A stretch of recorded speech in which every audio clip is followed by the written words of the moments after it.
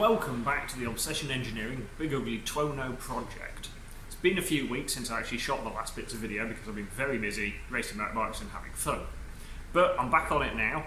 I've actually done about 500 miles on the bike since then, and I've been thoroughly enjoying it. But there are still a few little finishing details I want to do. So today I'm down at my new workshop with my suspension lab, and I'm going to pull the forks and the shock out of the bike, service both items. I'm also going to service the shock linkage and the chassis bearings, and I'm going to fit some black handlebars, some nice Renthal items, and a few little detail touches. So sit back, relax, and enjoy some fettling. The first thing to do, of course, is to get the suspension out of the bike.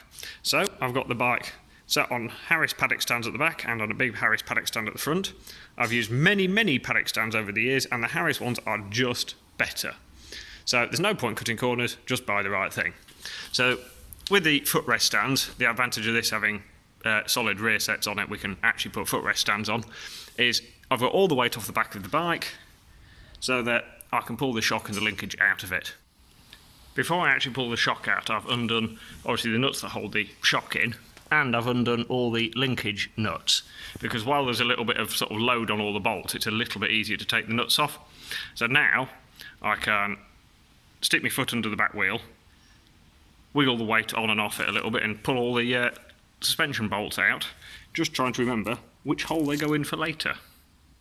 Somewhat awkwardly, this bolt that holds the linkage on, you can't take out the hole because it hits the exhaust pipes.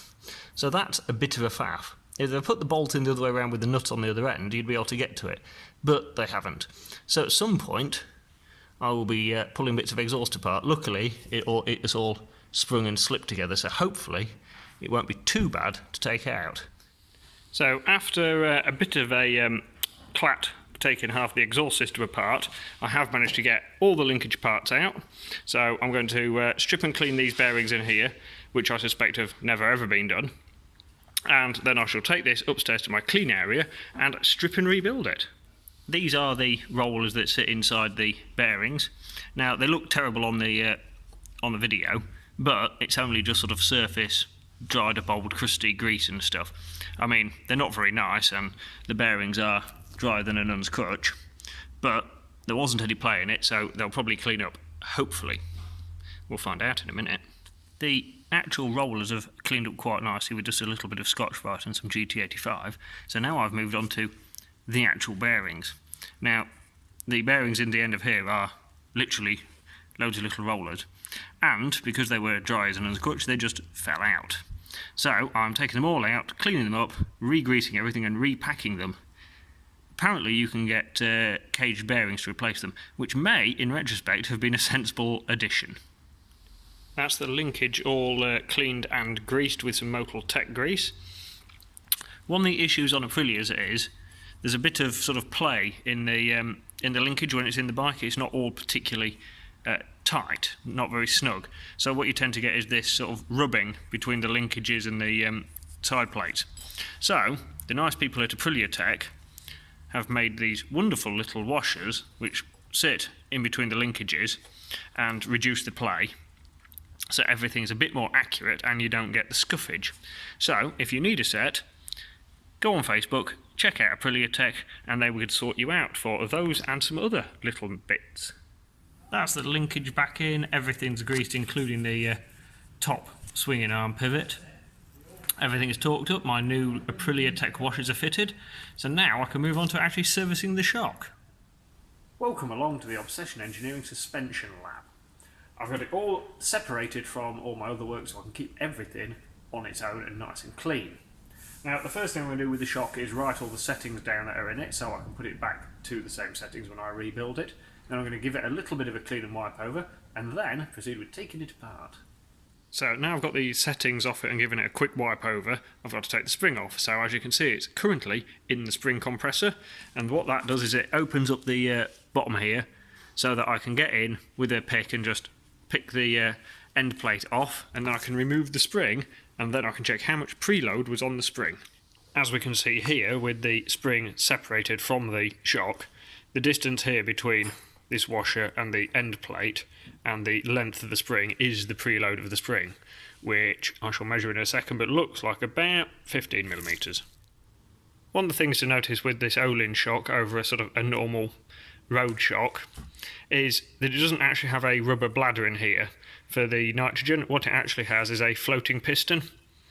So as the shaft of the shock goes down and displaces the oil, it pushes the piston up and down a little bit on an O-ring, and that's a slightly better way of separating the oil, I suppose. So there we have the two different elements of the shock. This is the main body, which is still full of oil, which smells really quite horrendous because it's been in there quite a long time and done quite a lot of work. And then we have the shaft with the piston assembly on it. Now, because this is a pre-twin tube shock, what we have is a shim stack on one side, shim stack on the other. This side is compression damping, this side is rebound damping, and then there's an adjuster that goes up the bottom to alter how much oil can go through a bypass for adjusting the rebound. And then there's a compression adjuster just here. So what we're going to do now is pour all the old oil away when I can speak properly. I'm then going to split this down, check the actual sealing face against the shims, clean everything thoroughly, put it all back together with new seals. Before I strip the rest of this down, I thought I'd just do a little bit more in-depth as to what stuff is and what happens. So starting at the bottom, we've obviously got where the shock bolts into the bike.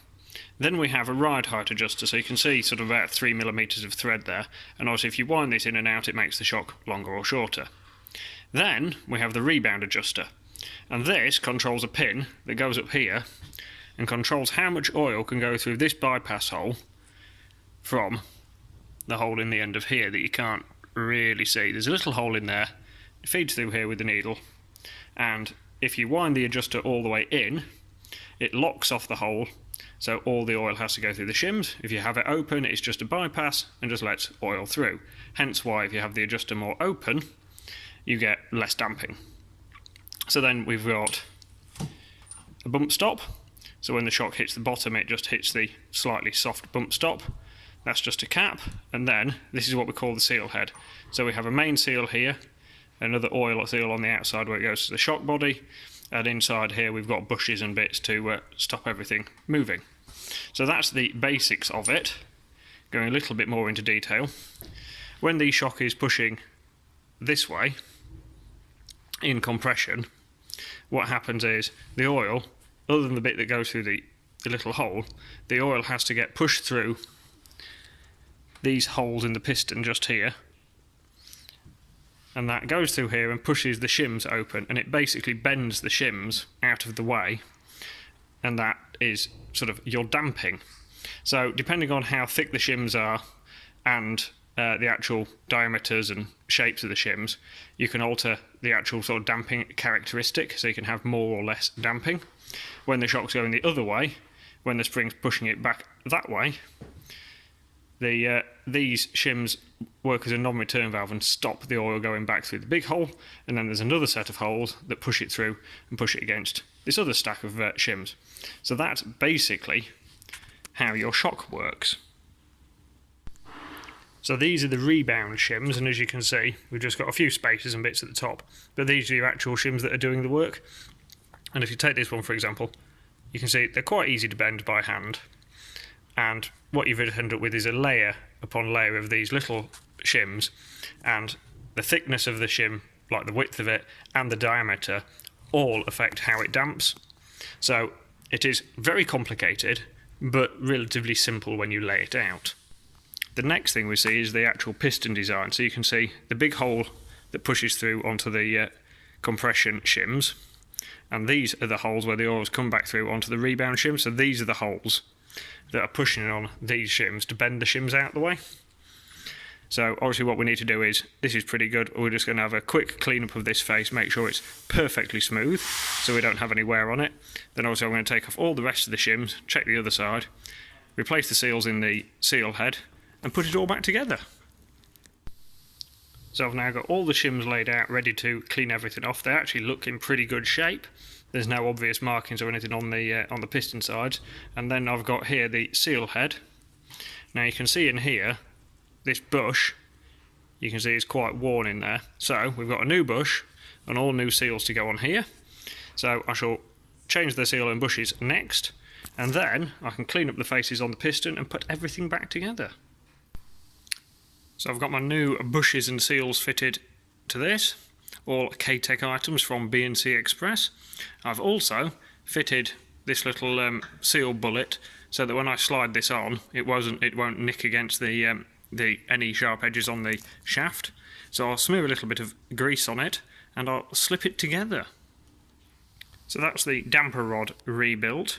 The next thing to do is to just pull the floating piston out of that, change the seal on it, make sure everything's nice and clean, and pop it all back together.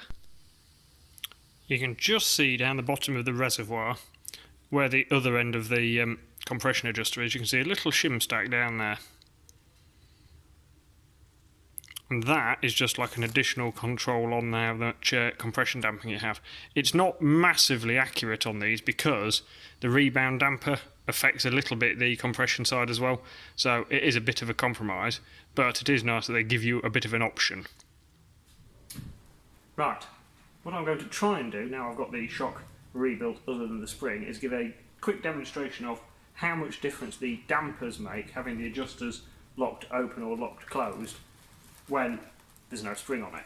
So this is with the dampers adjusters all the way closed. See, on my own it's really difficult to push the oil past the shim stacks.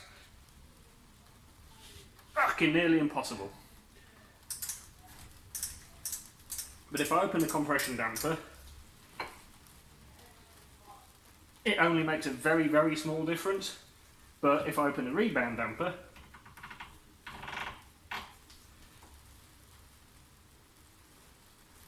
so it makes quite a lot of difference. So that shows just how important the rebound adjustment is on these shocks. The rebound adjuster affects the rebound and compression. The compression damper is just like an extra little adjustment on top. So if I lock that off again, in fact, if I push it in, see how fast it comes back with the pressure of the gas. But if I push it in again, then lock off the rebound adjuster, and it is coming back, but very, very slowly.